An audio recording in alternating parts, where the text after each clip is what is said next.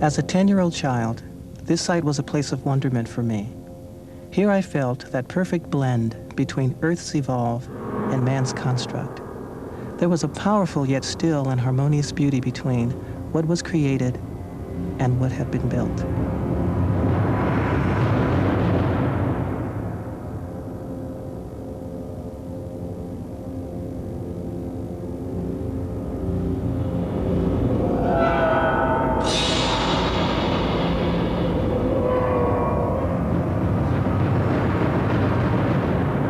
One of the man-made wonders of the engineering world, Hoover Dam. I found this place to be truly special, and even now, it continues to have meaning in my life. The dam is located here, on the border between the states of Arizona and Nevada. They built this incredible project back in the 1930s to harness the force of the mightiest river in the western United States, the Colorado. I grew up just 30 miles north of here in Las Vegas. And it was this structure that increased in me the desire to become an architect. Power is definitely a man thing, and power is what one feels here. The dam is 728 feet high and 600 feet wide at its base, larger than the largest pyramid in Egypt.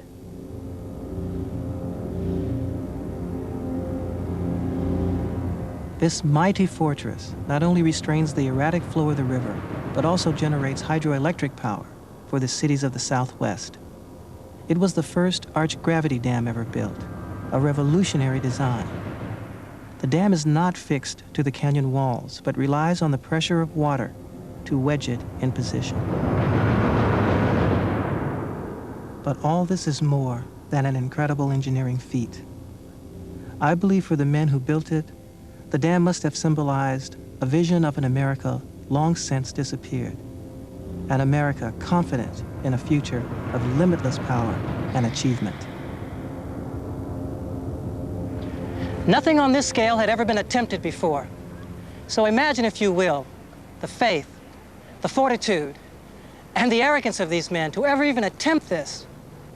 This is one of 2 spillways used to keep the water from ever overtopping the dam.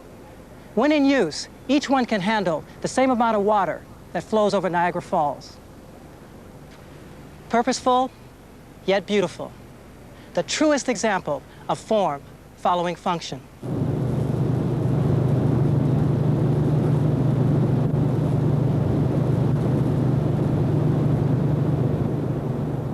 Responsible for styling the dam was an English architect, Gordon B. Kaufman. He resisted the excesses of the engineers, who, amongst other things, wanted to fix a pair of enormous eagles on top of the dam. Can you imagine? Instead, he reinforced the dam's powerful presence with minimal motifs, allowing the sheer concrete surfaces to pay tribute to its technological prowess.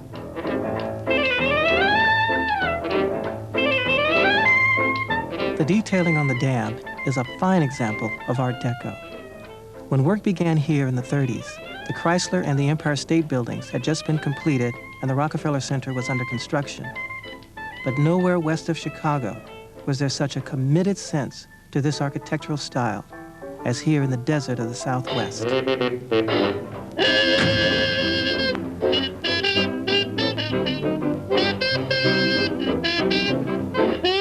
As you enter the elevators, which carry you deep into the heart of the dam, you find terrazzo floors based on Native American motifs, solid bronze metal doors, and custom-made light fittings illuminate the 8 miles of tunnel.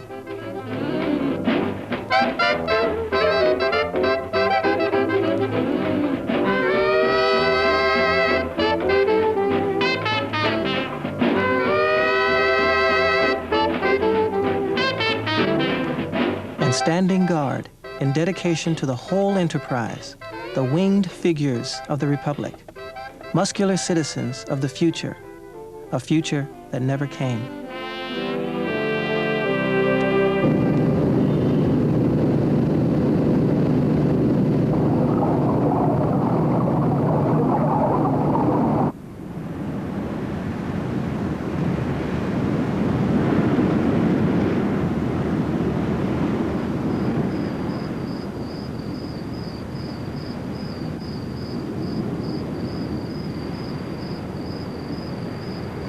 I've had many different relationships with this dam. As a child, I felt excited, but intimidated by the sheer complexity and size of it. And later, as a student of architecture, it reinforced the idea of how careful planning and research are essential to meaningful design. But now, as a professional, I've discovered a very bitter truth about this project.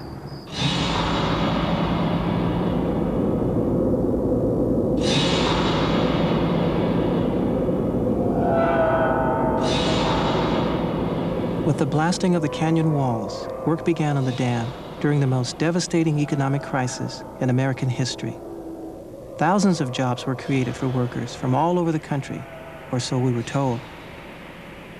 Working around the clock and in terrible heat, their task was enormous.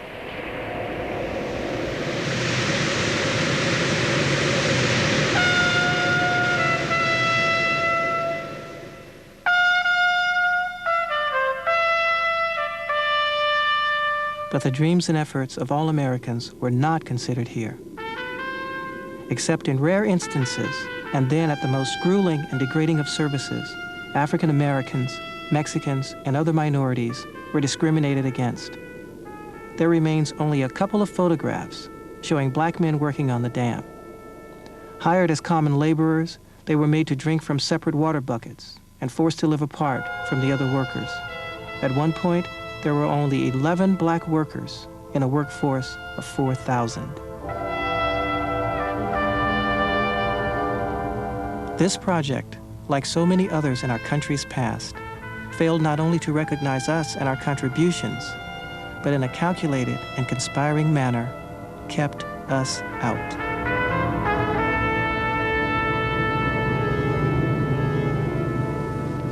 For a little boy of 10 who wants to become an architect, Hoover Dam is a special place.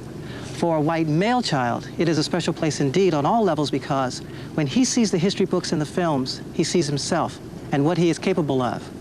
But for a male child of color and a female child, what was inspiring soon becomes bittersweet because when they see the films and the books, they do not see themselves. Image is important. Sight is our most powerful sense. In a way, I'm almost glad I didn't learn this information until later. Perhaps it's much better for some children to dream blindly than to know this kind of reality so early on. I guess I'll always be moved by the sights, the sounds, and the feelings that I get from this place. But the taste will always remain bittersweet.